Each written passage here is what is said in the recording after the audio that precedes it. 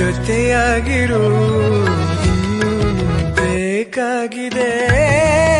ಒಲವು ಇನ್ನೂನು ಬೇಕಾಗಿದೆ ಇನ್ನೂನು ಬೇಕಾಗಿದೆ